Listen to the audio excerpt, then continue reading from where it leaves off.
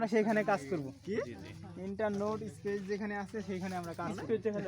মানে বুঝি নাই তো কাহিম বলতে ভাই কি এত কাছাকাছি থেকে বলুন ফয়সাল ভাই মনে করেন দুইটা নোটের মাঝখানে আমরা কাট দেব। হ্যাঁ হ্যাঁ যদি মনে করেন এই দুইটা নোট ওরকম সমান সমান দূরত্ব না থাকে, মানে এই যে একটা নোট এই যে একটা নোট মাঝখানে আরেকটা আছে, মানে আমরা নোট কাছাকাছি হয়ে গেল না, তখন কি করব আমরা কাছাকাছি হয়ে গেলে তাহলে এই যে এই নোটটা আছে না, এই নোটটার নিচে আমরা একটা কাট দিব,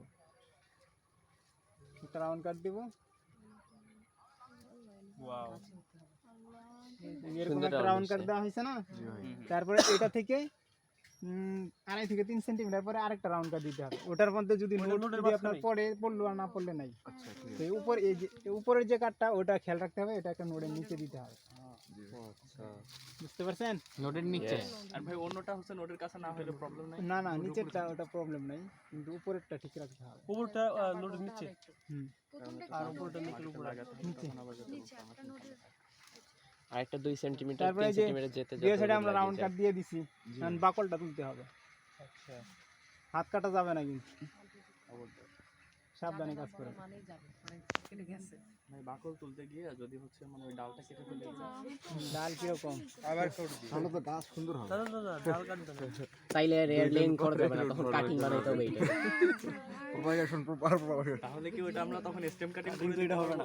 এই কালকে আমারে সরি পরশুদিন আমারে বেলাল বড় থেকে গাছ হবে ও আচ্ছা না হইলে আপনাদের কিছু শিখিয়ে দিতে এই যে এরকম ভাবে বাকল তোলার পরে বাকলের নিচে কি থাকে, ওটা এই যে বাডিং নাইফের গুড়া দিয়ে ওটা চাইছে ওটা সরাইতে হবে। বন্ধ গ্রুপে থাকলে তো কথা আছে সেকশন সি গ্রুপ 7 এর কথা বলতেছো ভাই, গ্রুপের একটা যাচ্ছে সাথে দেখো গ্রুপে যাচ্ছে দরকার, তুমি কি বলো? ঠিকই বলছো তো তুমি কি সবাইকে এক জায়গায় করবে? জার্সি ছাড়া টি-শার্ট মেয়েরা তুমি কি কাজ করতেছ না টি-শার্ট এই শুনতে দে প্রিমিয়ামের গেঞ্জি আছে না, ওইটা তোমরা বানাও ভাই কখন বুঝবো যে ক্যাম্বিয়ামটা রিমুভ হয়ে গেছে? ওই সাদা হয়ে যাবে কালকার হলে খেলা ওই ছেলেটা এই যে সাদা হয়ে গেছে না, ওই যে রেক গুলাই দেখতে পাচ্ছেন না, রেক ওই রেক ওই লাল উঠবে না, ওটা তুলতে গেলে দেখা যায় ডালও ক্ষয় হয়ে যাবে। ক্যাম্বিয়াম ওটা তোলার দরকার নাই, যেটা লালটা আপনার এই যে 4-5 সাদা হয়েছে না, এটা দেখলেই হবে। নাইফটা কার জন্য ভাই? নাইফটা বাড়িং নাইফটা কার? করতে হবে নয়তো ডাল করব। এরপর পরবর্তী কি করব? ভাই পয়সা দিন সাদাই তো ছিল প্রথমে, না সাদা ছিল না, লাল হয়ে গেছে। থাকে একটা পাতলা তোলার পরে সাদা ছিল, একটু সময় অপেক্ষা করলে আপনি দেখবেন লাল হয়ে ডিম বানায় অর্ধেক করব 50% কাউডাং, 50% অয়েল ডিকম্পোজ, এখানে কি কি আছে হ্যাঁ ধরবো না ভাই 50% লুমি সয়েল, 50% অয়েল ডিকম্পোজড কাউডাং। আমি নাড়বো না। এরপর এর পেছে দিলাম দেওয়ার পরে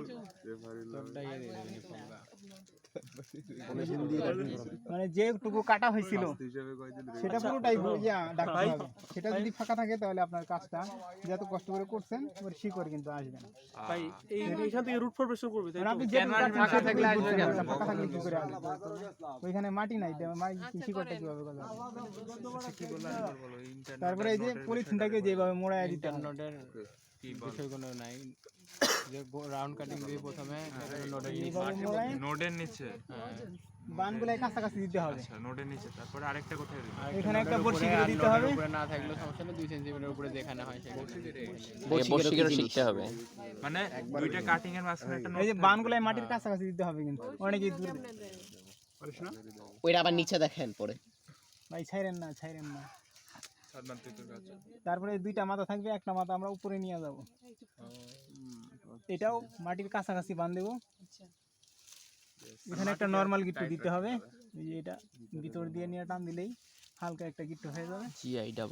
এই যে হয়েছে না, এই যে দুইটা দিক আছে না, দুইটা এই যে মিষ্টির বানের মতো ক্রস করে যে এরকম কতগুলো বান, এটার পানি আর দেওয়া লাগবে।